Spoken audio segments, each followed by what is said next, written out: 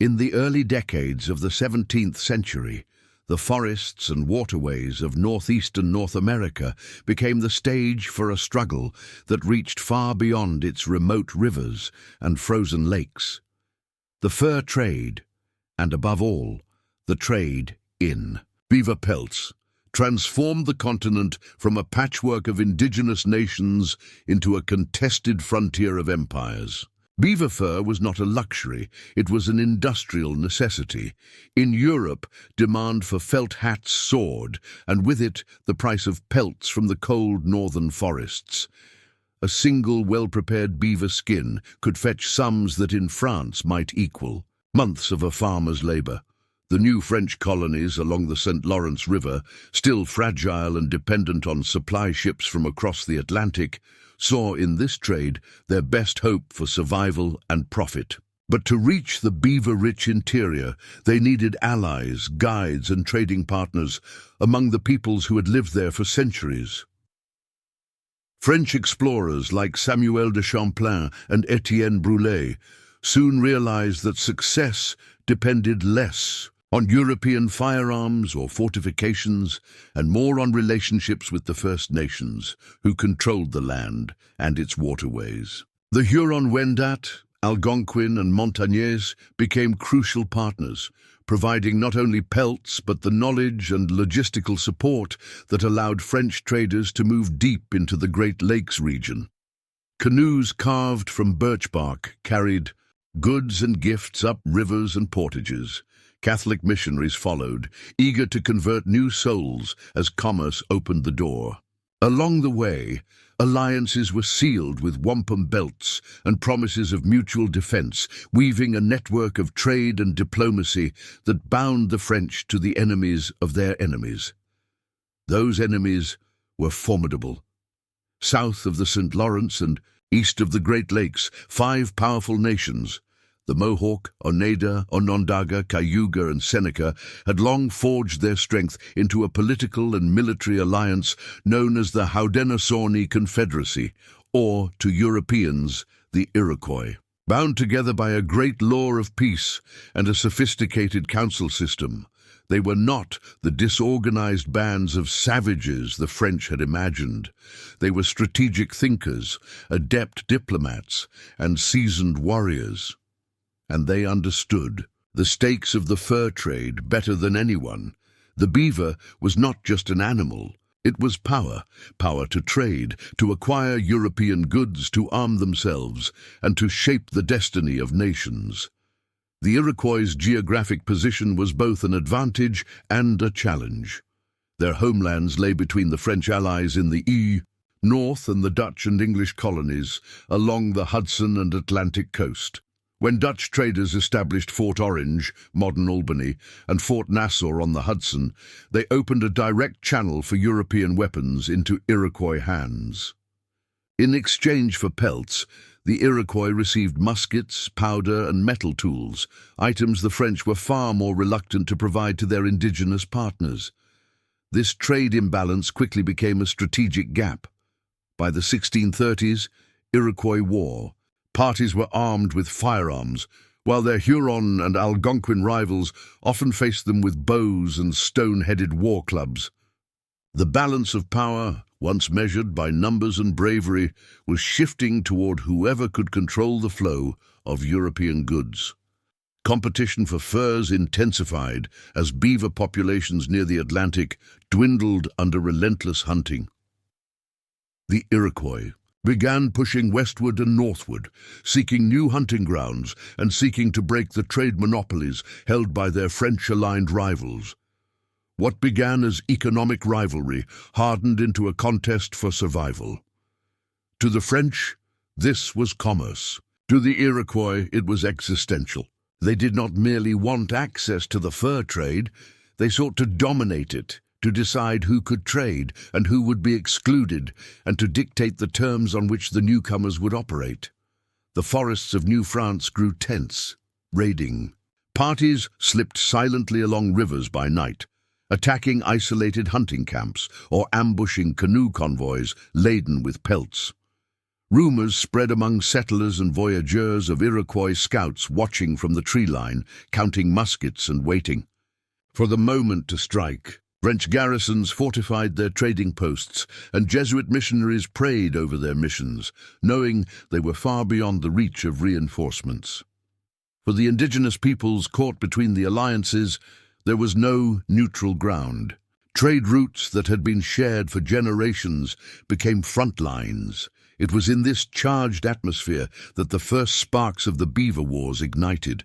What seemed at first like scattered raids would evolve into one of the longest and most brutal conflicts in early North American history.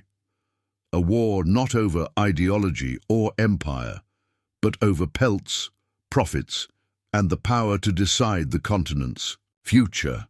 And for the French settlers who had imagined the wilderness as a place they could tame through faith and trade, the reality would be far harsher. The land they sought to claim was not empty. It was already claimed by nations with centuries of experience in war, diplomacy, and survival, and who would not surrender their place in it without a fight.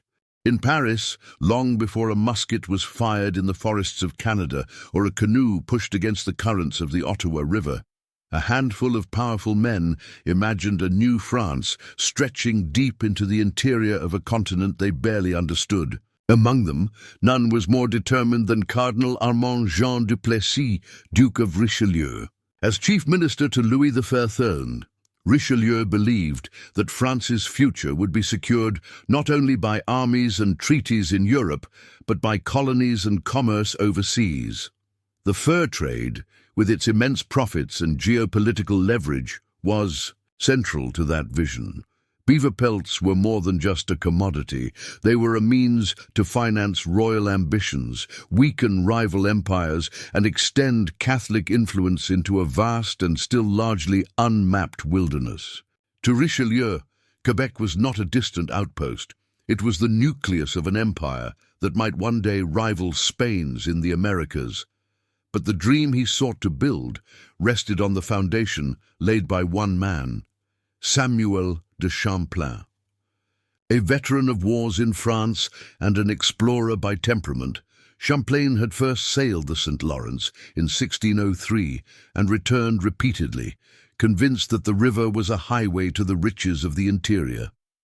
When he founded Quebec in 1608, it was little more than a cluster of wooden buildings clinging to a bluff above the water, surrounded by dense forest and uncertain alliances. Yet Champlain understood that survival here depended not on isolation, but on integration.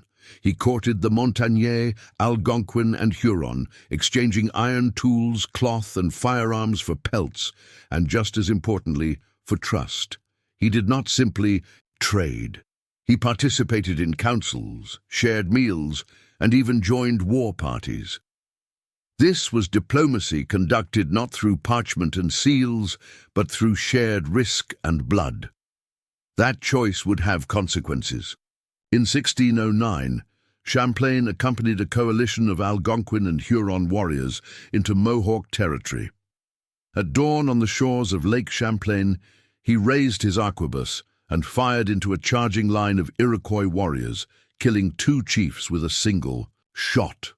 For the Allies at his side, it was a moment of triumph. For the Iroquois, it was a declaration of war.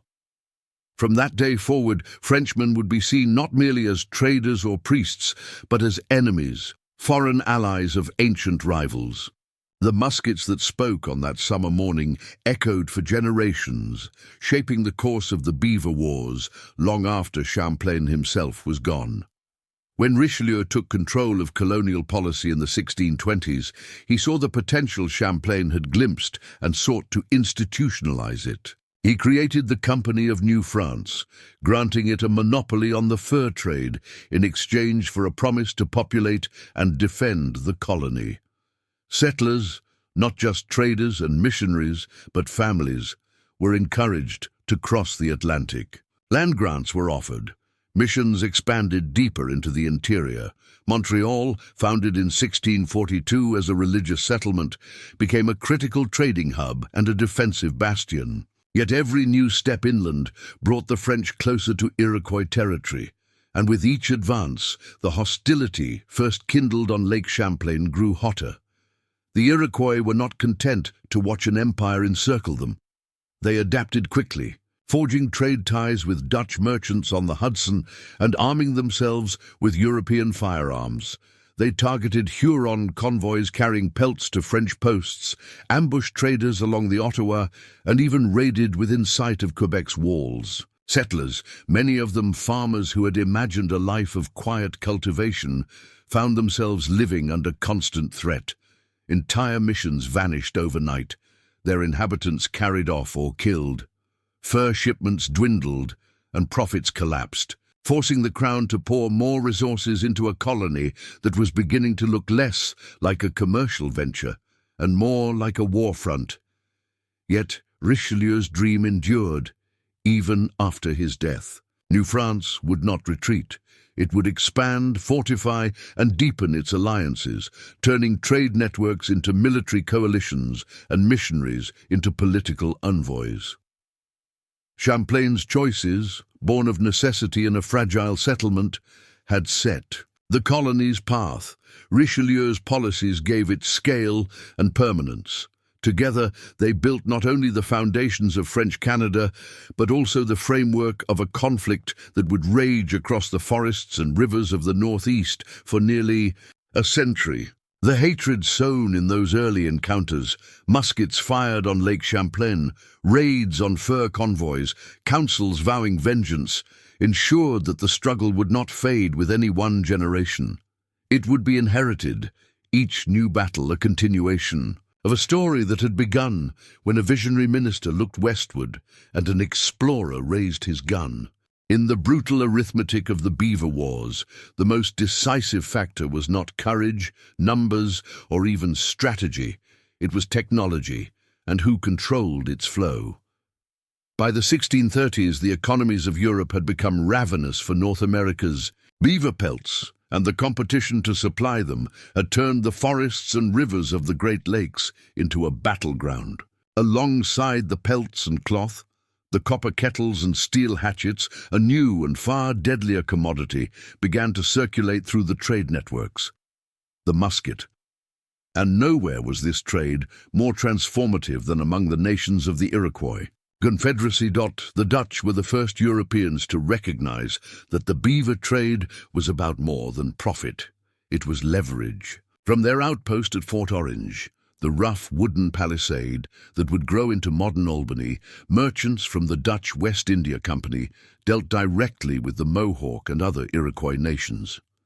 Unlike the French, who hedged their colonial ambitions with strict missionary oversight and royal policy, the Dutch were businessmen above all.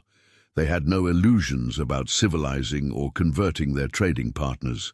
They sought furs and were willing to trade anything that would secure them. Muskets, powder, shot, all flowed upriver from New Amsterdam into the hands of the Haudenosaunee, who paid for them with stacks of pelts that would be turned into hats and coats in Amsterdam and London. This decision shifted the balance of power almost overnight. For generations, warfare between indigenous nations had been fought with bows, war clubs, and obsidian blades. Battles were brutal and personal, often decided by close combat and individual skill. The introduction of firearms upended that reality. A musket in the hands of a Mohawk warrior could strike from beyond the range of arrows. A volley fired from behind trees could break a charge before it reached the line. And though early matchlock guns were slow to reload and unreliable in damp conditions, the psychological effect was enormous. The thunderous crack of gunfire, the acrid smoke, and the deadly reach of lead balls demoralized opponents who had never faced such weapons before. The French, watching this transformation with growing unease, refused to match it. Jesuit missionaries, influential at the colonial court and determined to spread Christianity among their indigenous allies, argued that the sale of firearms would lead to chaos, bloodshed, and the destruction of souls they sought to save. They believed that arming the Huron or Algonquin would entangle France in wars it did not wish to fight, and would undermine the supposed moral high ground of their colonial mission. Instead, they encouraged their allies to fight as they always had, with traditional weapons, bolstered by French support in the form of a few soldiers or a limited number of firearms given as gifts to trusted leaders. The result was a widening technological gap that shaped every engagement of the 1640s. Iroquois war parties, armed with Dutch muskets, began raiding deeper and more frequently into territories controlled by Huron and Algonquin allies. Ambushes along river routes became more lethal. Settlements that had once been able to repel attackers now fell quickly under coordinated musket volleys. Warriors who tried to close the distance found themselves cut down before they could strike. The Five Nations, already skilled in guerrilla tactics and rapid movement through the forests, adapted quickly to the new weaponry. They learned to fight in dispersed formations, to reload under cover, and to combine the shock of musket fire with traditional close-quarters assaults. Their campaigns grew bolder, their reach wider, and their demands in trade negotiations more forceful. For the French allies, the consequences were devastating. Huron convoys carrying pelts to the trading posts at Quebec and Trois-Rivières were attacked with increasing success. Entire villages were destroyed in coordinated strikes. Panic spread along the St. Lawrence as reports arrived of ambushes that wiped out entire hunting parties or burned mission settlements to the ground. By mid-century, the Huron Confederacy, once the cornerstone of French influence in the interior, was teetering under the relentless pressure of Iroquois assaults. In Paris, officials debated whether to reverse policy and arm their allies. But the decision came too late. The Iroquois had already secured their edge, and the alliances that France depended upon were weakening. Jesuits continued to preach caution, but their words were cold comfort to settlers and soldiers who watched the tide of war turn against them. The imbalance in firepower had not just changed the tactics of battle, it had reshaped the entire strategic landscape. It gave the Iroquois leverage at the council fire, confidence on the trail, and a newfound ability to dictate the terms of trade. The musket, once just another item in a merchant's ledger, had become the tool by which one people could dominate another, and a reminder that in this new world, commerce and conquest were often the same thing. In the heart of what the French still called the wilderness, deep within a forest clearing near the southern shore of Onondaga Lake, power was spoken in words rather than weapons. Beneath the tall palisade of a great council house, the sachems of 5 nations gathered in solemn deliberation.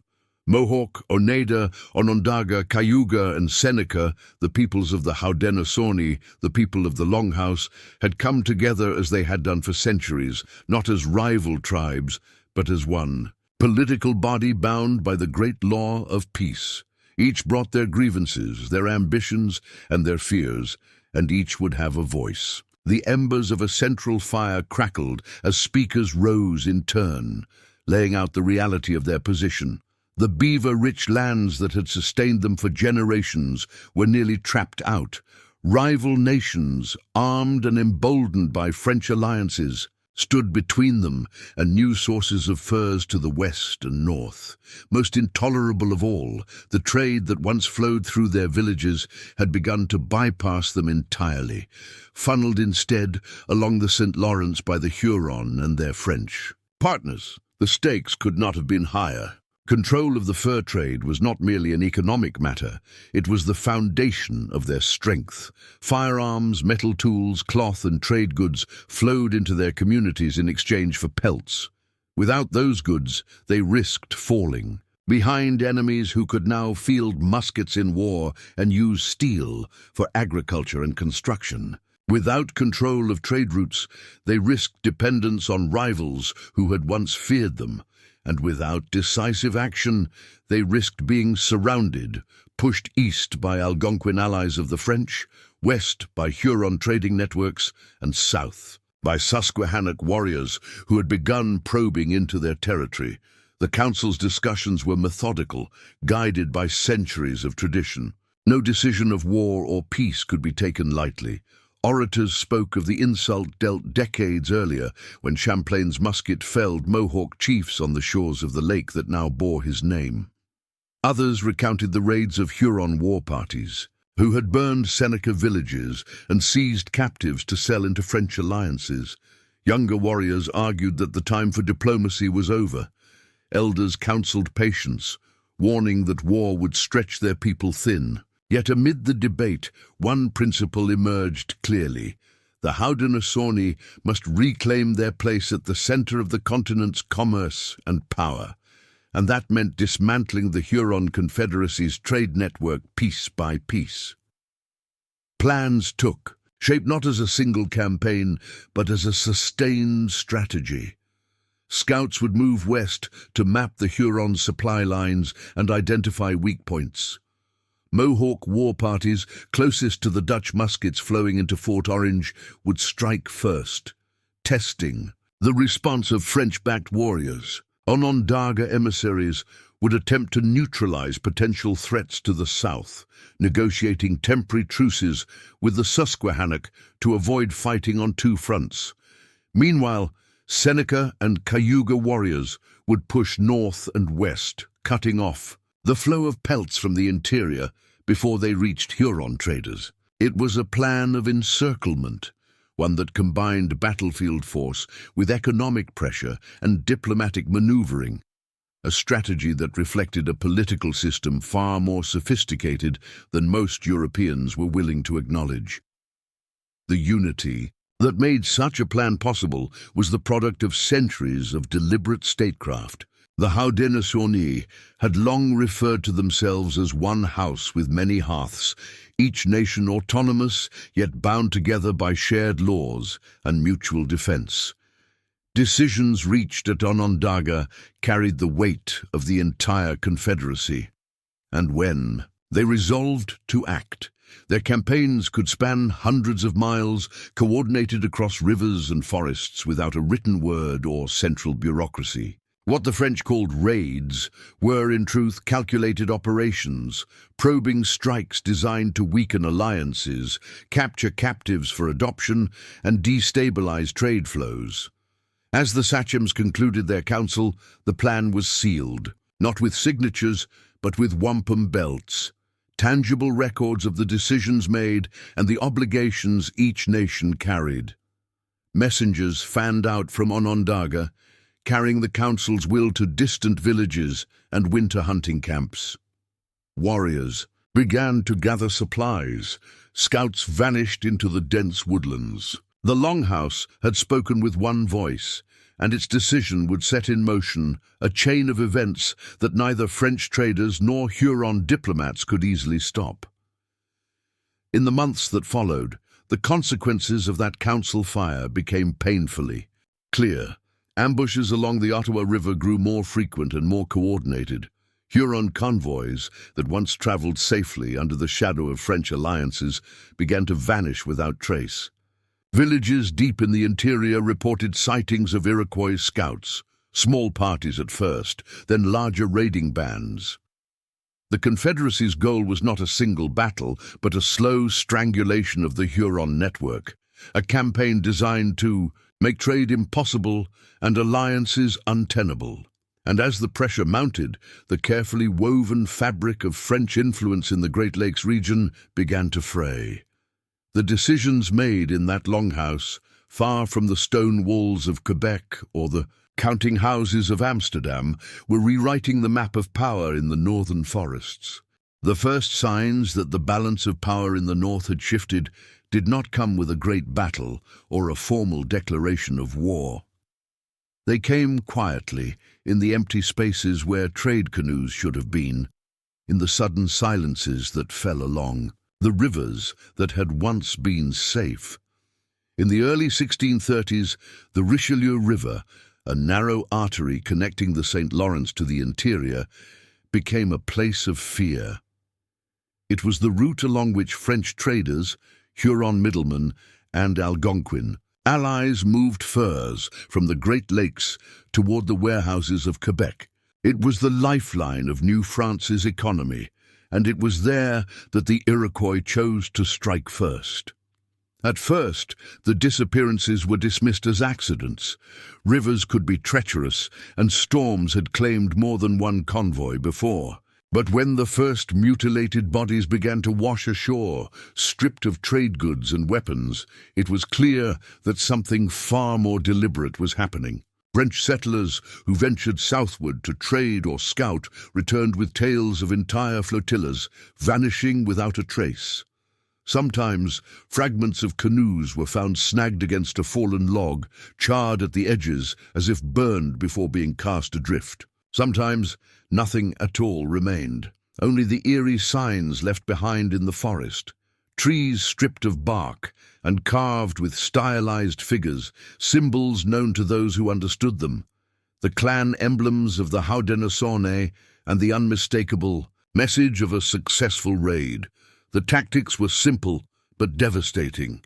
Iroquois scouts, often moving in groups as small as 5 or 6, watched the waterways for days before striking. They knew the bends of the Richelieu, the hidden inlets where a canoe could be pulled from sight, the sandbars where paddlers would have to slow their pace. When a trading party appeared, they waited until it had entered the narrowest stretch of the river before unleashing their ambush. Arrows, musket fire, and war cries erupted from the tree line. Canoes were overturned before the men inside could react. Those who leapt into the water found themselves dragged under by warriors lying in wait along the banks. The survivors were bound and carried away. Most were never seen again. The attacks were not random acts of violence. They were part of a deliberate campaign to make the river and the trade routes it fed too dangerous to use. Each raid served a dual purpose: to capture goods and prisoners, and to send a message.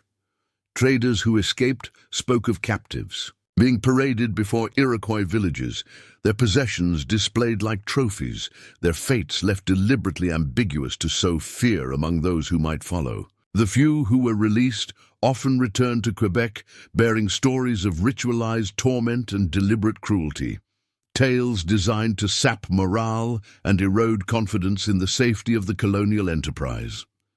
The psychological effect was profound. Merchants who had once considered the interior a place of easy profit now hesitated to send expeditions beyond the safety of fortified settlements.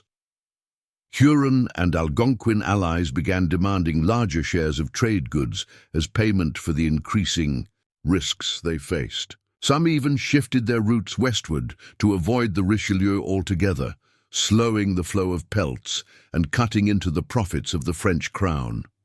The colonial authorities responded with patrols and armed escorts, but the Iroquois adjusted. Just as quickly, melting deeper into the forests and striking where defenses were weakest. No convoy was too small to be attacked, no shipment too unimportant.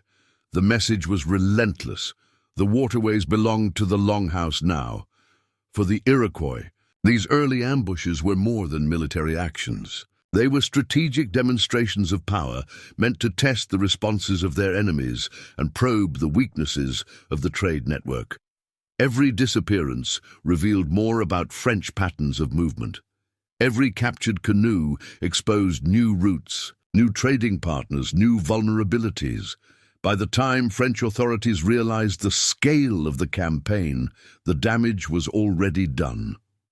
Settlers spoke of the Richelieu as a cursed river, a place where men vanished into the trees and never returned. The once bustling artery of commerce now flowed with uncertainty and dread, and beneath that growing sense of fear, a deeper reality was taking hold.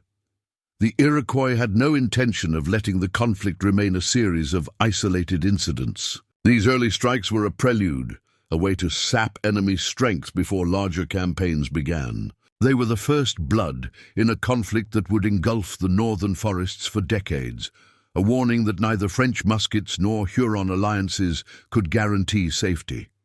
In the quiet ripples of an overturned canoe, in the carved symbols left on a riverbank tree, the message was unmistakable.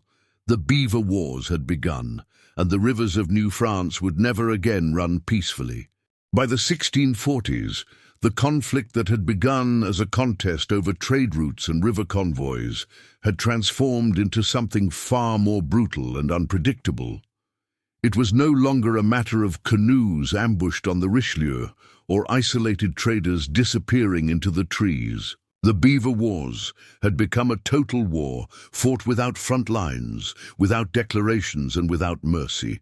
A war that bled across hundreds of miles of wilderness, where battles lasted minutes and the victors vanished before word of their approach could even spread. The Iroquois, united by the decisions of their council and strengthened by their steady access to Dutch muskets, now waged a campaign not just against rival nations, but against the very infrastructure of French power. In North America, missions, farms, and outposts became targets. No settlement, however remote, was beyond their reach. The nature of the fighting itself reflected the land on which it was fought. The forests of the Great Lakes and the St. Lawrence were not landscapes that lent themselves to traditional European tactics. There were no open fields for neat lines of musketeers, no stone fortresses to besiege in the style of continental wars. Instead, power belonged to those who knew the terrain. The ones who could move silently through underbrush, navigate rivers without maps, and read the faintest signs of a trail. The Iroquois excelled at this kind of warfare. Small, fast-moving. War parties slipped through the woods like smoke, often traveling for days without being detected. They struck with precision and speed, burning missions and villages in the dead of night, killing or capturing their inhabitants, and disappearing into the trees before reinforcements could arrive. The Jesuit missions that dotted the frontier were among the most frequent targets. Built to convert and educate, they had become vital outposts of French influence deep in indigenous territory. They were also isolated, often defended by only a handful of men, and filled with supplies useful to any raiding party. In 1642, Mission near Lake Nipissing was surrounded and burned to the ground, its priests carried off and later executed as enemies of the Longhouse. In 1644, the settlement of Trois-Rivières narrowly avoided annihilation when scouts detected an Iroquois force just days before an attack. Other places were not so fortunate. Villages awoke to flames and musket fire, their inhabitants slaughtered or taken captive. The line between military target and civilian settlement ceased to exist. All were part of the enemy's strength, and all were therefore legitimate prey. The psychological toll on New France was immense. Colonists who had crossed the Atlantic dreaming of farmland and prosperity now lived in a state of constant vigilance. Fields were tilled with muskets leaning against fence posts. Traders refused to travel without heavily armed escorts. Even within the palisades of fortified towns like Montreal, the fear of sudden attack never faded. Stories circulated of war. Parties who would appear from nowhere, raid a settlement, and melt into the forest before dawn, leaving only footprints and blood as evidence they had ever been there. The colonists called them shadows, but to the Iroquois this was the essence of strategy. To strike where the enemy was weakest, to force them to spread their defenses thin, to make them live in fear of what they could not see. The Iroquois were not alone in perfecting this new style of warfare. Their opponents, the Huron, the Algonquin, and eventually the French themselves, were forced to adapt or perish. French militia units began to abandon European formations, instead learning from their indigenous allies how to fight in small, flexible detachments. Scouts were trained to read signs of movement in the forest, to detect ambushes, and to counter them with ambushes of their own. The Jesuits, who once traveled unarmed and unguarded, now moved under the protection of armed escorts. But these measures did little to slow the tide. The Iroquois remained elusive, choosing the time and place of battle with ruthless precision. They avoided major confrontations that could lead to heavy losses, preferring a campaign of constant grinding pressure that eroded their enemy's strength over time. As the decade wore on, The cost of this war of paths and shadows became clear. Trade routes that had once carried thousands of beaver pelts a year fell silent. Entire nations, such as the Neutral and Erie peoples, found themselves caught between the Iroquois advance and French demands for loyalty. Villages once filled with smoke from cooking fires now stood deserted, their inhabitants scattered or enslaved. Even among the Iroquois, the price was high. The demands of constant warfare strained resources and stretched warriors thin, but the momentum of the conflict was unstoppable. It was no longer just about control of the fur trade. It had become a struggle for dominance over the interior, a fight to determine who would control the vast and resource-rich heart of the continent. By the middle of the century, the Beaver Wars had become a defining reality of life in the northern forests. They reshaped the geography of settlement, redrew the boundaries of nations, and transformed the tactics of colonial and indigenous warfare alike. What had started as small ambushes along a river had evolved into a relentless campaign of attrition, one fought not in set-piece battles, but in the flicker of flames on a distant horizon and the sudden silence that followed the passing of a war party. It was a conflict measured not in territory gained, but in fear sown and alliances broken, and it showed no sign of ending. The winter of 1648 brought with it a darkness that no French colonist or indigenous ally could have imagined a decade earlier. What had begun as a series of raids and ambushes had evolved into a campaign of annihilation. The Iroquois Confederacy, hardened by years of conflict and armed with European muskets, now moved with ruthless precision to eliminate the Huron Confederacy, France's most important trading partners and allies in the Great Lakes. This was no longer about capturing furs or disrupting trade. It was about erasing a people who stood in the way of Iroquois dominance, and in the space of 2 years they came perilously close to succeeding. The Huron homeland, a cluster of fortified villages along the southeastern shores of Georgian Bay, had long seemed secure. They were numerous, their settlements well defended, and their alliance with the French brought them firearms, trade goods, and the presence of Jesuit missionaries whose missions doubled as strongpoints. But Iroquois strategy was far more sophisticated than their enemies expected.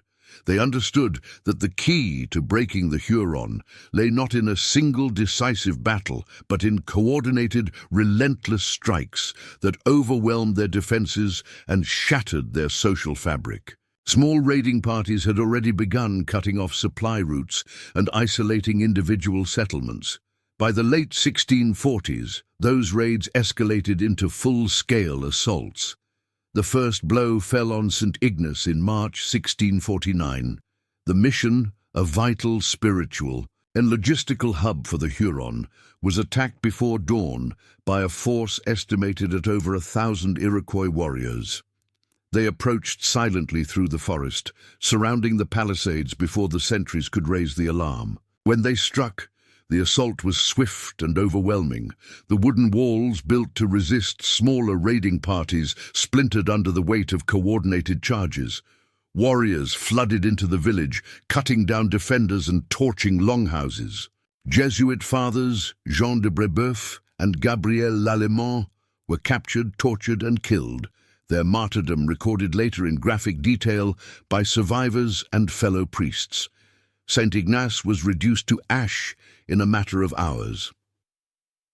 Days later, the same force turned on St. Louis, another mission settlement just a few miles away.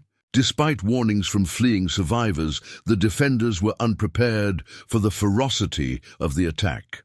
This time, the Iroquois not only killed but captured hundreds, taking women and children back to their villages to replenish their own populations, which had been depleted by decades of warfare and European disease. Others were adopted into Iroquois clans, their identities erased and their allegiances rewritten. Those who resisted were executed as enemies. The once proud Huron villages that dotted the landscape were reduced to smoldering ruins, their people Scattered like leaves before the wind, the destruction of these missions had consequences far beyond the immediate loss of life. The Huron Confederacy's political cohesion began to unravel. Panic spread as survivors fled deeper into the wilderness, abandoning fields and food stores that had sustained them for generations. Some sought refuge among allied nations, while others turned to the French settlements near Quebec, begging for protection. The Jesuit mission network, once a symbol of France's reach into the interior, collapsed in on itself. With their villages gone and their population decimated, the Huron could no longer defend the trade routes that had made them indispensable to the French colonial economy. For New France, the catastrophe was more than a humanitarian disaster. It was a geopolitical earthquake. The fall of the Huron shattered the French alliance system. Without them, the network of trade and communication that connected the St. Lawrence settlements to the interior collapsed. Beaver pelts became scarce, threatening the colony's economic survival. French influence among indigenous nations waned as former allies, fearful of sharing the Hurons' fate, began negotiating directly with the Iroquois or shifting their loyalties. Even within the colony's fortified towns, fear of annihilation took root. If the Iroquois could destroy the Huron in their own homeland, could they not do the same to Quebec or Montreal? Yet for the Iroquois, this campaign was not simply a war of destruction. It was also a war of integration and expansion. Captives taken during these campaigns were absorbed into the Longhouse, bolstering populations and strengthening the confederacies. Manpower. Territories once controlled by the Huron became new hunting grounds, securing access to pelts and trade routes deep into the interior. By 1650, the Huron Confederacy, a powerful political and cultural force for centuries, had ceased to exist as a cohesive entity. What remained of its people lived in scattered refugee communities, their villages gone, their leaders dead or enslaved, and their alliance with France broken beyond repair. The Huron catastrophe marked a turning point in the Beaver Wars. It demonstrated the full extent of Iroquois power and ambition, and revealed the vulnerability of even the strongest indigenous allies of Europe's colonial powers. For the French, it was a lesson written in fire and blood. Alliances could be annihilated, missions burned, and entire nations erased in a matter of months. The destruction of St. Ignace and St. Louis was not the end of the conflict. It was the beginning of a new and darker phase, one in which the very survival of New France itself would hang in the balance. The summer of 1653 began with a sense of optimism in New France. After years of raids and uncertainty, a convoy was being assembled at Quebec, a caravan of settlers, soldiers, traders, and Jesuit priests bound for Montreal. It was the largest movement of people and goods up the St. Lawrence in years, a symbol of France's determination to press deeper into the interior and reassert its presence after the devastation of the Huron Wars. The mission was straightforward: reinforce the isolated colony, deliver supplies, and reopen trade lines that had withered under the constant threat of Iroquois ambushes. To the settlers preparing their canoes, the journey was dangerous but necessary.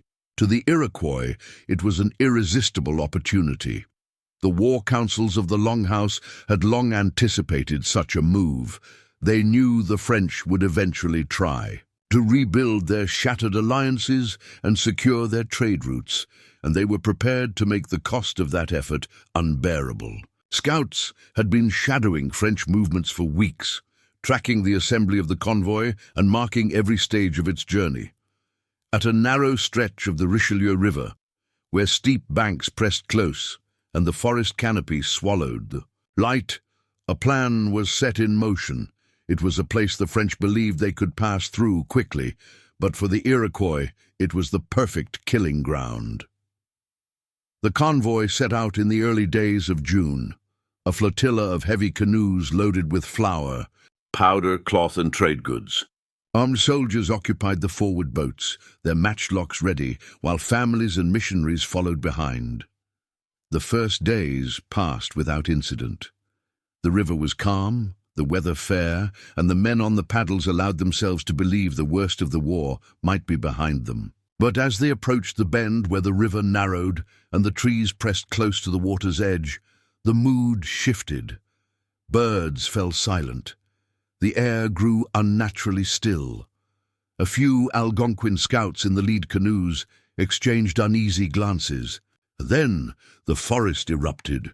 The first volley of musket fire tore through the morning air, striking down 2 men in the lead canoe before anyone had time to react. A second followed almost immediately from the opposite bank, bullets splintering wood and kicking up plumes of river water.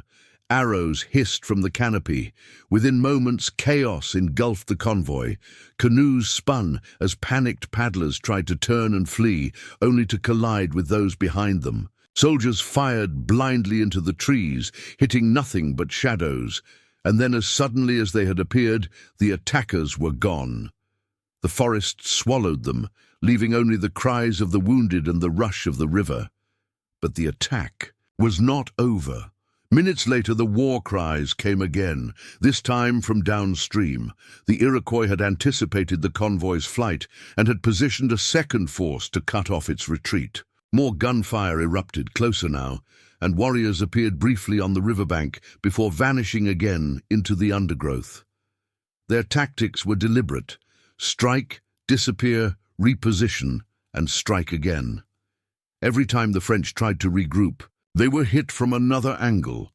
Every attempt to land and form a defensive line was met with sudden assaults from an unseen enemy. The dense forest, which hemmed them in on both sides, now worked entirely against them. They were fighting shadows, and shadows could not be fought with muskets and bayonets. By the time the ambush ended, the Richelieu was littered with the wreckage of canoes and the bodies of the dead. Survivors who reached Montreal days later spoke of hours spent hiding beneath overturned boats or clinging to branches as war parties moved silently along the banks. Dozens were missing, captured, presumed killed, or simply vanished into the forest without trace. Trade goods meant to revive the colony's fortunes now lay at the bottom of the river or in the hands of their enemies. Among the settlers, the illusion that the frontier could be pacified with forts and muskets had been shattered. The ambush on the Richelieu was more than just a tactical victory. It was a message, a demonstration that no movement, however large, was beyond the reach of the Iroquois. It showed that even when outnumbered, they could dictate the terms of engagement, forcing their enemies into terrain and situations that neutralized European advantages. And it underscored a deeper truth that French colonial leaders had yet to fully grasp. This was not a war that could be won with traditional methods. It was a conflict fought on Iroquois terms, in silence, in shadow, and on ground that had always been theirs. The river that had once been a pathway of expansion was now a corridor of death, and every settler who paddled it knew the forest was watching. For those who survived the ambush on the Richelieu, the ordeal did not end when the musket fire ceased or when the screams of the wounded faded into the forest.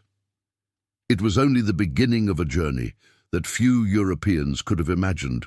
One that would carry them deep into the interior, not as soldiers or settlers, but as captives, scattered among the villages of a people who saw war as more than the destruction of armies. In the aftermath of each raid or battle, the Iroquois did not simply kill, they captured, transported, and transformed those who fell into their hands. The practice was as old as their confederacy itself, rooted in a worldview that saw conflict not just as a contest of power, but as a means of healing wounds, replenishing their society, and asserting their supremacy over enemies. To the French, these practices were alien and terrifying. To the Iroquois, they were part of the rhythm of war. Survivors spoke of night marches that seemed endless, forced through dense forests and across swollen rivers with little food or rest. Those too weak to keep up were left behind. their fates sealed by a single blow or a blade in the darkness. Others were bound and driven onward, their captors moving with uncanny silence through terrain that offered no hope of rescue. Days later, when the captives reached the villages of their captors, they entered a world governed by customs and rituals as foreign to them as the landscape itself. War captives were not merely prisoners. They were symbols, offerings, replacements for lost kin, and sometimes instruments of vengeance. Many were subjected to ritual torture, a practice that horrified European observers but carried deep cultural significance for the Iroquois. Warriors would test the endurance and courage of their captives, believing that bravery in the face of pain conferred honor not only on the victim but on those who inflicted it. Captives who screamed or begged for mercy were seen as weak and unworthy, while those who endured stoically might be granted a swifter death or even adopted into a clan. Accounts from Jesuit missionaries describe captives being burned with torches, struck with heated rods, or having fingernails torn out while villagers sang and danced around them. It was not cruelty for its own sake. It was a ritual act, an ancient expression of victory and dominance. For some, however, death was not the end. A significant number of captives were spared execution and instead adopted into Iroquois families. This was not assimilation as the French understood it. It was replacement. The dead and the lost were believed to live on through those who took their place, and captives were sometimes treated as literal reincarnations of fallen relatives. They were given new names, taught new languages, and expected to abandon their old identities entirely. Children, especially, were absorbed into Iroquois society with remarkable speed, growing up as members of the Longhouse and often forgetting their origins altogether. Adults, too, could find themselves living as part of the very people who had attacked their settlements, their former lives erased with the stroke of a wampum belt. These practices deeply unsettled the French and their allies. They had entered the conflict assuming it would follow the patterns of European war, battles fought between armies, prisoners ransomed or exchanged, terms negotiated once victory was certain. Instead, they found themselves facing a way of war that blurred the lines between combat and culture, where the taking of captives was as important as the taking of territory, and where annihilation and assimilation were two sides of the same strategy. It was not a war aimed at conquest in the European sense. It was a war of endurance, transformation, and cultural dominance, one that could not be ended by a treaty or a victory in the field. As reports of these experiences filtered back to Quebec and Montreal, they struck fear deeper than any raid or massacre could. Settlers began to grasp that this conflict was not simply about trade routes or alliances. It was a struggle over identity itself. Every man taken in battle, every woman carried off in a raid, every child adopted into a new family was a blow not just to the colony's strength, but to its very sense of who it was. The French were no longer fighting merely to protect their settlements. They were fighting for the survival of their language, their faith, and their place in the New World. By the mid-1650s, the realization had sunk in. This was not a frontier war to be won with forts and muskets. It was a cultural conflict of staggering depth and intensity, waged with weapons that Europe had no answer for. And as more settlers vanished into the forests, some to die screaming on wooden stakes, others to live on as strangers in strange households, the colonies understood that their enemies were fighting for something far greater than land or pelts. They were fighting for the power to decide whose world would endure. The news from the Richelieu traveled faster than the survivors themselves. Word of the ambush, of the slaughtered convoy, the vanished captives, the burning canoes, reached Quebec weeks before the first shaken survivors limped through the gates. What they told confirmed the worst fears of every settler and official in New France. The Iroquois were no longer content with harassing distant missions or striking at isolated traders. They were now hunting the arteries of the colony itself. cutting deep into its lifelines, and doing so with a level of coordination and audacity that defied European expectations of war. The psychological shock was immediate and profound. The frontier, already fragile, now seemed untenable. Across the scattered farms and settlements along the St. Lawrence Valley, the reaction was one of mounting terror. Families who had spent years carving homes out of the forest now packed what they could carry and fled toward the relative safety of Quebec or Montreal. Abandoned fields turned wild again, crops rotted where they stood, and livestock wandered, untended. Even in villages that had not yet seen a single Iroquois warrior, the fear of their approach hung in the air like smoke. At night, settlers posted guards along the edges of clearing lines, listening for the crack of a twig or the rustle of leaves that might signal an attack. The knowledge that the enemy could strike anywhere and vanish just as quickly sapped morale and frayed the fragile bonds of colonial life. Within the colonial administration, panic was tempered by bitter debate. Governor Charles de Montmagny and his council convened emergency meetings to assess the crisis, and opinions diverged sharply. Some argued for a strategic withdrawal from the most exposed outposts, reasoning that concentrated defenses along the St. Lawrence would be easier to maintain. Others insisted that retreat would only embolden the Iroquois and doom any hope of expanding French influence beyond the river corridor. The Jesuits, who had seen their missions destroyed and their brethren martyred, urged the Crown to send more soldiers and resources, warning that without reinforcements, the entire colonial project might collapse. But reinforcements were slow to come. France was embroiled in conflicts at home and across Europe, and the distant colony remained a low priority compared to the wars of the continent. As the debate raged in Quebec's council chambers, events on the ground escalated. The Iroquois did not pause after their victory at the Richelieu. They pressed their advantage.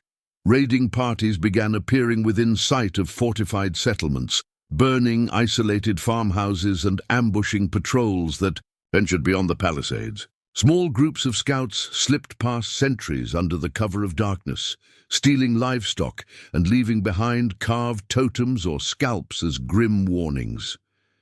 In one notorious incident, a group of settlers returning from Sunday Mass at Trois-Rivières was attacked less than a mile from the town walls. The survivors described their assailants as ghosts, appearing without warning, firing their muskets, then melting back into the forest before pursuit could be organized. The raids served more than a military purpose. They were designed to unnerve, to convince the colonists that resistance was futile and that their government could not protect them. And for many, the message struck home. By the winter of 1653, dozens of small settlements had been abandoned outright. Families fled downriver to Quebec, while others crossed the Atlantic entirely, choosing the perils of the voyage over the uncertainty of life on a frontier where every tree might conceal an enemy. Even within Quebec's fortified walls, anxiety grew. The streets were filled with refugees, and rumors of new Iroquois war parties circulated daily. Supplies grew scarce as trade routes remained too dangerous to travel. Soldiers and militiamen, stretched thin and demoralized, manned watchtowers with eyes fixed on the tree line, half expecting to see it erupt into war cries and musket flashes. The colonial leadership responded with desperate measures. Orders were issued to fortify every settlement, no matter how small. Villages were instructed to build palisades, dig ditches, and post guards around the clock. Convoys began traveling under heavy escort, though these precautions slowed trade to a crawl.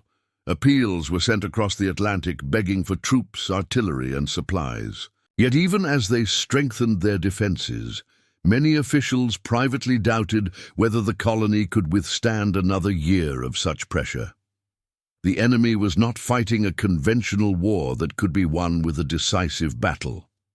They were waging a campaign of terror and attrition, one that drained strength without ever offering an opportunity for a clear victory. By the end of the year, a grim reality had set in. The frontier was no longer a place of hopeful expansion, but a battleground, where survival itself was uncertain. The settlers who remained did so with muskets at their sides and fear in their hearts, knowing that the Iroquois could strike at any time, from any direction. The dream of a vast French empire stretching deep into the continent had dimmed, replaced by a more desperate ambition, simply to hold what they still possessed, and even that, many feared, might soon prove impossible. The panic that followed the Richelieu ambush and the relentless raids forced a profound change in how New France fought for its survival. The colony had entered the Beaver Wars, believing it could hold the frontier with a handful of forts, a few dozen soldiers, and the strength of its alliances. That illusion had died by the early 1650s. The Iroquois had proven too mobile, too well-armed, and too relentless for scattered missions and uncoordinated militias to stop them. If New France was to endure, it would have to harden itself, with stronger defenses, better armed allies, and a willingness to embrace tactics and policies that once seemed unthinkable. The most visible response was the construction of a chain of fortified outposts along the key arteries of the colony. Wooden stockades rose on the Richelieu, the Ottawa, and the upper St. Lawrence, often built in haste but always with the same purpose, to deny the Iroquois free movement and to provide refuge for settlers and traders. These forts, often little, more than square palisades with corner blockhouses, became lifelines. They housed supplies, sheltered refugees, and served as rallying points when raiding parties were sighted. More importantly, they were meant to slow the Iroquois' ability to strike and vanish. Garrisoned with small detachments of soldiers and armed settlers, they acted as beacons of French authority in a land where that authority was otherwise tenuous. Alongside the forts, new militia patrols began sweeping the forests and riverbanks, attempting to anticipate Iroquois movements before they struck. These were not the rigid formations of European warfare, but small, mobile groups trained to fight in the same manner as their adversaries. They traveled light, lived off the land, and relied on indigenous scouts to track signs that might betray the presence of a war party. It was an adaptation born of necessity. Conventional armies could not catch an enemy that refused to stand and fight. Only by mastering the art of forest warfare could the French hope to level the field. But even as defenses hardened, the colonial leadership recognized that forts and patrols alone could not save them. The Iroquois were winning in part because they had harnessed alliances and technology more effectively than their enemies. To counter this, the French began rebuilding their diplomatic network, reaching out not only to traditional allies like the Algonquin and Huron remnants, but also to new partners. The Abenaki of northern New England, threatened by the same Iroquois expansion, were drawn into the French orbit. Even certain factions within the Iroquois Confederacy, Christian converts known as praying Iroquois, were cultivated as intermediaries and allies. These groups provided critical intelligence and in some cases fought alongside the French against their former kin. The most controversial change, however, was the reversal of one of New France's earliest and most deeply held policies: the refusal to sell firearms to indigenous peoples. For decades, missionaries and colonial officials had insisted that arming their allies would lead to chaos and undermine French control. That principle crumbled under the weight of necessity. Without muskets, their allies were being slaughtered. With them, they could at least stand a fighting chance. By the mid-1650s, French traders were quietly supplying firearms and powder to Algonquin, Montagnais, and Abenaki warriors. Jesuit priests, who had once denounced the practice, now blessed warriors before they marched with European weapons in their hands. This shift had immediate consequences. Armed indigenous allies could now meet Iroquois raiding parties on more equal terms.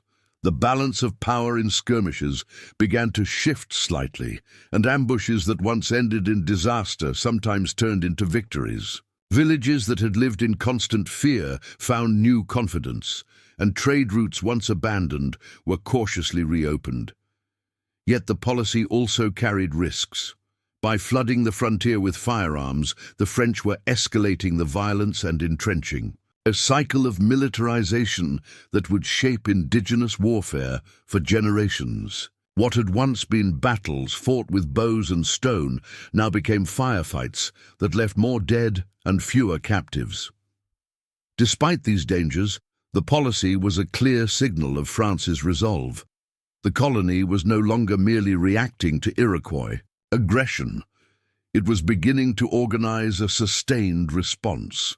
Fortified lines of defense, armed patrols, and empowered allies formed a new strategy aimed at pushing back the frontier of fear. It was a costly, exhausting approach, but it brought New France something it had not enjoyed in years: time. Time to rebuild alliances, time to strengthen its settlements, time to prepare for a conflict that by now everyone understood would not end quickly. By the end of the decade, the landscape of the Beaver Wars had changed. The Iroquois still raided and ambushed, but their dominance was no longer uncontested. For the first time in years, French patrols were crossing the rivers without certain doom.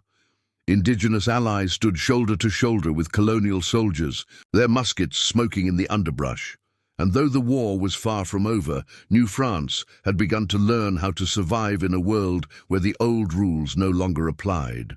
By the middle of the 17th century, the Iroquois Confederacy's ambitions could no longer be contained to the forests and river valleys that bordered the French settlements.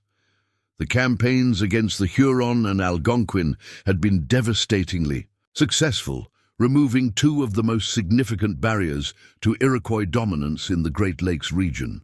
But success carried with it a new problem. Decades of warfare and intensive trapping had exhausted the beaver populations of their traditional territories. The very resource that had fueled the rise of Iroquois power and their ability to trade for Dutch firearms was dwindling. To maintain their position, the Five Nations needed new sources of pelts, new hunting grounds, and new trade partners. That imperative pushed their warriors westward, deeper into the continent, into lands controlled by peoples who had so far remained beyond the reach of the Beaver Wars. The first targets were the neutral people, who occupied a stretch of territory between Lake Ontario and Lake Erie. Their name reflected their long-standing policy of avoiding direct involvement in the Iroquois-Huron conflict, trading with both sides and maintaining a cautious peace. That neutrality ended abruptly in 1650, when Iroquois war parties descended on their villages. The neutrals, though numerous, were divided and unprepared for a full-scale invasion. Their fortifications, designed to repel raids, were no match for massed assaults by seasoned warriors armed with muskets. Village after village fell, their inhabitants killed, scattered, or absorbed into Iroquois society. By the end of the decade, the neutral nation had effectively ceased to exist as a distinct political entity. Further west, the Erie posed a more formidable challenge. Known as the Cat Nation for the lynx pelts they wore, the Erie were experienced warriors with fortified towns and substantial populations. But they too were isolated. They lacked European firearms in significant numbers, and their alliances were weak compared to the vast network that supported the Iroquois. In the early 1650s, Iroquois armies numbering hundreds, sometimes thousands, began a series of brutal campaigns into Erie territory. These were not quick raids, but extended wars of attrition, fought over months and even years. Battles were fought in thick forests and along river crossings, where Erie warriors, often armed only with bows and clubs, tried desperately to hold back musket volleys and coordinated assaults. Their resistance was fierce, but by 1656 they, too, were broken. Survivors were captured and adopted, and their lands, rich in beaver and strategically located, were incorporated into Iroquois-controlled territory. Even as their warriors advanced westward, the Iroquois turned their attention southward toward the Susquehannock, a powerful Iroquoian-speaking people who dominated the upper Chesapeake and lower Susquehanna valleys. The Susquehannock were better armed than the Erie or neutral and had established their own trade networks with English colonists in Maryland and Virginia, but their access to European goods made them a threat as much as an opportunity. Conflict erupted in the 1650s as Iroquois war parties clashed with Susquehannock hunters and traders. The fighting was brutal and inconclusive, stretching on for decades and drawing in English colonial militias at times. Though the Susquehannock were never fully destroyed as the Erie and neutral had been, the pressure weakened them severely, eventually forcing them into uneasy alliances and migrations that reshaped the political landscape of the mid-Atlantic. The consequences of these western and southern campaigns were profound. The fall of the Erie and neutral nations opened vast new territories to Iroquois control, extending their reach from the Hudson to the western Great Lakes. It also gave them access to new fur-bearing regions, ensuring a steady supply of pelts. To trade with Dutch and later English merchants, the geopolitical map of the interior was transformed. Where once a patchwork of independent nations had controlled the waterways and forests, now a single confederacy's influence stretched across much of the northeastern woodlands. The ripple effects reached far beyond the immediate region. Refugees from conquered nations fled westward, displacing other peoples and triggering new conflicts. Trade routes shifted, alliances realigned, and European powers, French, Dutch, and English alike, were forced to recalibrate their strategies in response to a rising indigenous superpower. For the Iroquois, the push westward was more than a campaign for resources. It was a demonstration of their strategic vision and their ability to adapt to changing circumstances. Faced with ecological limits and geopolitical pressures, they had transformed a regional struggle into a continental one, reshaping the power dynamics of an entire region, and in doing so, they laid the groundwork for decades of further conflict with Europeans, with rival nations, and eventually with one another, as the struggle for control of North America's heartland entered a new and more expansive phase. By the 1660s, the situation in New France had reached a breaking point. 2 decades of raids, ambushes, and frontier terror had worn the colony to the edge of collapse. Entire regions had been depopulated, alliances shattered, and trade reduced to a trickle. The Iroquois Confederacy, emboldened by its victories over the Huron, Erie, and neutral nations, continued to exert pressure on the French settlements along the St. Lawrence. If France intended to keep its foothold in North America, let alone expand it, the time for defensive measures and reactive patrols was over. The colonial authorities and the Crown itself understood that a decisive shift was needed, and so, for the first time, they brought the full weight of royal power to bear on the conflict. In 1665, Louis XIV dispatched the Carignan-Saliers Regiment to New France, over 1,000 seasoned soldiers under the command of Lieutenant General Alexandre de Prouville, Marquis de Tracy. It was the largest and most professional force the colony had ever seen, a clear message that the era of scattered militias and small frontier forts was ending.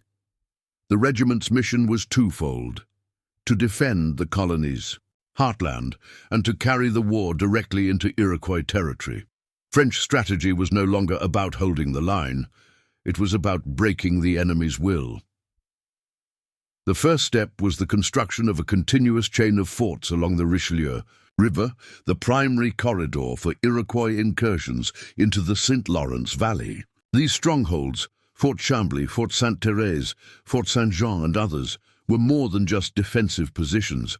They were forward bases from which French troops could launch expeditions southward into Mohawk territory. They also served as refugees for settlers and supply depots for future campaigns. Slowly, the defensive geography of the frontier was transformed. The Iroquois could no longer move north with impunity. Every advance was now contested, every river crossing, shadowed by musket barrels. With their logistics secured, the French prepared to strike. In the summer of 1666, the Carignan-Salière regiment marched south into Mohawk territory in a campaign unlike anything the Iroquois had faced before. Moving in disciplined columns, the soldiers burned villages, destroyed food stores, and razed fields of maize. The aim was not just to inflict casualties, but to cripple the Mohawks' ability to sustain further war. Many villages were already deserted by the time the French arrived. Their inhabitants had fled into the forest, unwilling to risk a pitched battle against European firepower and coordinated tactics. Yet the destruction they left behind was devastating. Winter stores were annihilated, and the Iroquois, who had long used starvation as a weapon against their enemies, now faced the same fate themselves.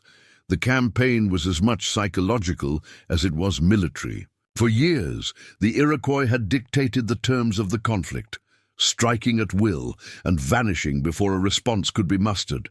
Now they saw their own homelands violated and their villages in flames.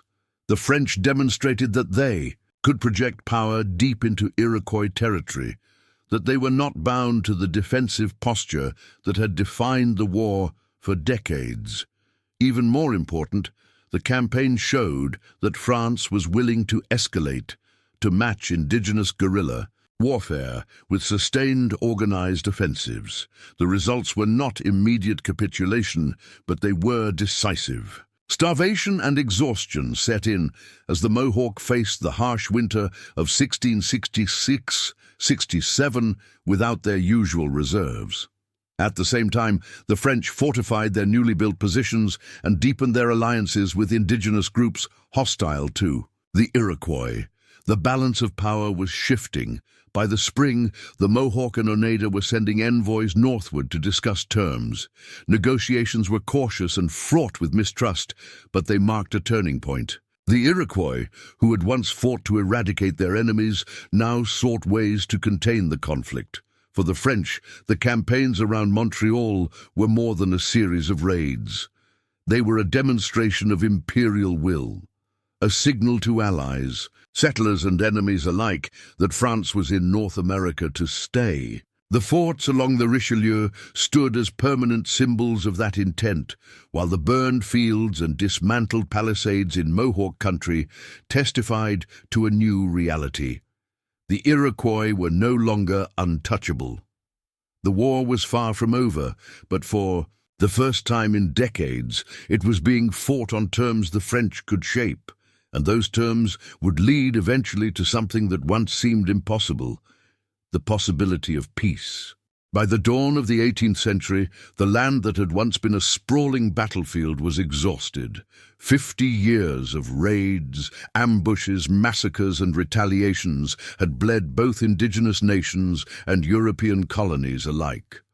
The Iroquois Confederacy had waged war across half a continent, annihilating old enemies and forging new territories. But they too had paid a heavy price. Their populations were diminished by warfare, disease, and the relentless demands of sustaining a state of near-constant conflict. The French, for all their efforts at fort-building and punitive expeditions, had never truly broken the Confederacy's capacity to strike, and yet neither side could achieve total victory. It was not stalemate, it was exhaustion. Both the indigenous nations and the colonial powers had come to understand that perpetual war offered diminishing returns. Out of that realization, a fragile opportunity for peace emerged. The path toward what would become the Grand Peace of Montreal was neither swift nor simple. Negotiations began in the 1690s, spurred in part by new geopolitical realities. The balance of power in North America was shifting as English colonies to the south grew larger and more assertive, threatening both Iroquois autonomy and French ambitions. The Iroquois, once able to play French and English interests against each other, found that rivalry escalating into something larger and more dangerous, a looming imperial confrontation in which they risked becoming pawns rather than players. At the same time, the devastating effects of smallpox and other European diseases had weakened their numbers and reduced their ability to project force. Raiding was no longer sustainable at the scale it had once been. Their own villages, once centers of power and population, now stood half empty. For the French, too, circumstances had changed. Decades of frontier warfare had drained resources and manpower that might have been used elsewhere. The colony's economy had suffered as trade routes were repeatedly disrupted and alliances with key indigenous partners faltered. Even victories like the Carignan-Salière campaigns had provided only temporary respite. And looming over it all was the expanding presence of the English, whose settlements were multiplying and whose ambitions increasingly clashed with French claims. Peace with the Iroquois and their allies was no longer just desirable. It was strategically essential if France hoped to defend its empire against larger threats to the south. The negotiations that followed were unprecedented in scale and complexity. More than 30 indigenous nations sent representatives to Montreal, some traveling weeks by canoe and portage to reach the city. Huron, Algonquin, Abenaki, Odawa, Miami, Fox and Shawnee delegations joined representatives of the 5 nations, as well as envoys from nations that had once been their bitterest enemies. The French hosted lavish councils, distributing wampum belts, tobacco, and gifts in keeping with indigenous diplomatic traditions. Speeches were delivered over the course of days, each one carefully crafted to balance pride with pragmatism, memory, with the hope of a different future. It was not merely a negotiation between conquerors and the conquered. It was a recognition that no single nation, indigenous or European, could dominate the continent alone.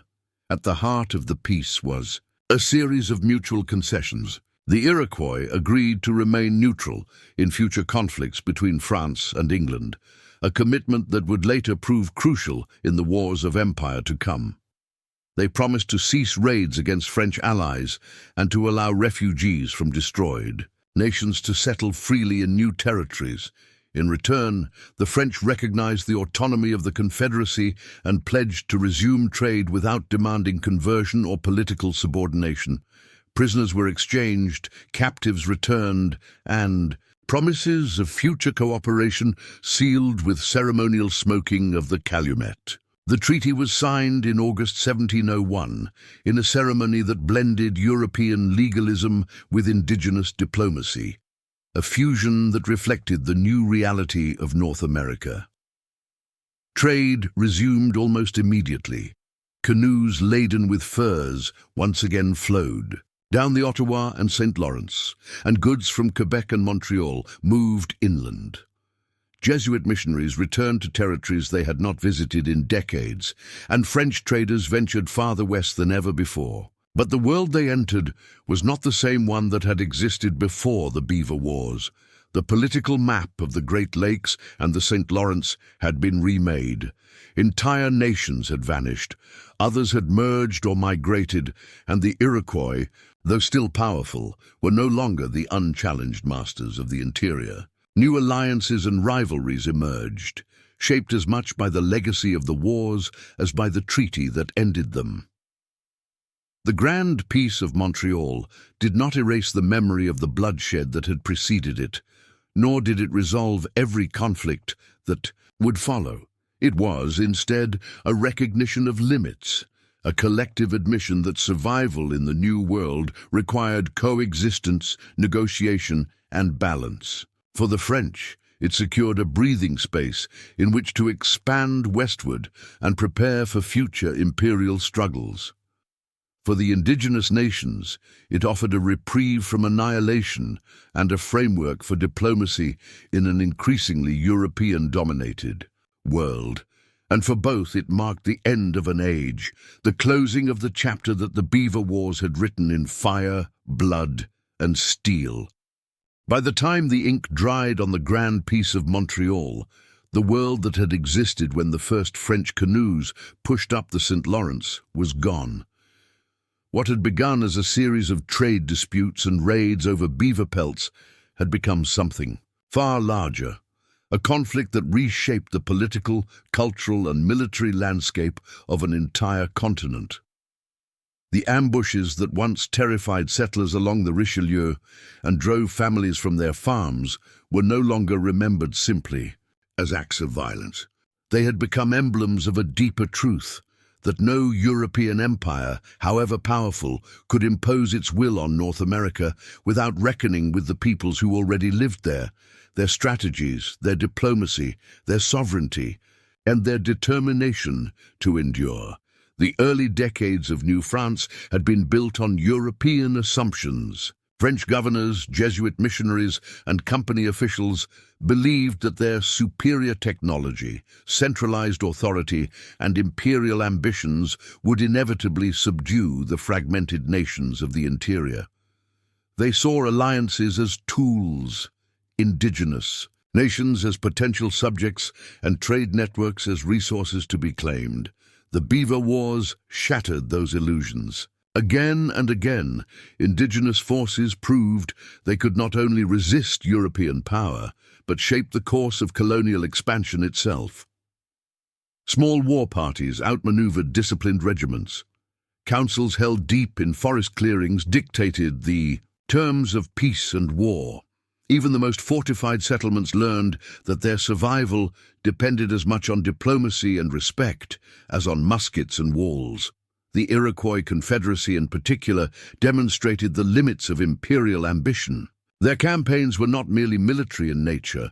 They were political, cultural, and economic operations aimed at controlling trade, influencing alliances, and projecting power across vast distances.